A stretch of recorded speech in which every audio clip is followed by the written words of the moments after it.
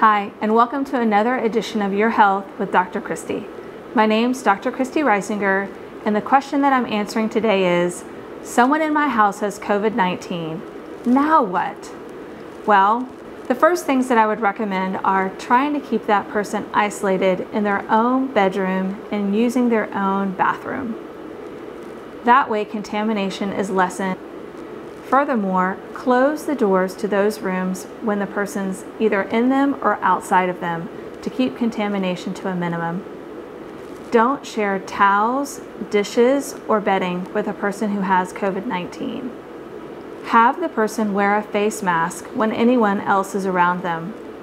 Also, the caregiver should wear a face mask as well, although face masks in general are becoming very difficult to find. Several times a day, clean all surfaces that have high touch contact. These are things like doorknobs and kitchen counters. When you do clean the house, wear gloves and mask while doing that. Also, when doing the patient's laundry, you should wear a mask and gloves as well. Laundry from someone that has COVID-19 can be washed with other members of the family. However, I would use the highest heat setting. Trash from someone that has COVID-19 should be collected in a garbage bag and have the person tie the garbage bag if they can. A person with COVID-19 should limit their interaction with pets. We don't know of any contraction between pets and their caregivers with COVID-19. However, pets can serve as carriers for COVID-19 with the infection on their fur.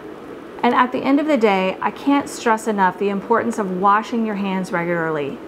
After you take out the trash from someone that has COVID-19, after you clean surfaces in a house of someone that has COVID-19, any interaction with a patient with COVID-19, you must wash your hands for at least 20 seconds. As I mentioned in a prior video, some indications of when you should go to the emergency room are when a person has hypoxia or their pulse ox is less than 90%. Especially if their pulse ox is normal in between 95 to 99% when they're not sick. Sometimes patients that have lung disease don't have a normal pulse ox, so that's something you should know before they get sick. Another thing to look for is a respiratory rate greater than 30. And lastly, if a person becomes confused or if you start to see a bluish discoloration around their lips or in their fingertips, or if they act very listless, then that would be an indication to go to the emergency room.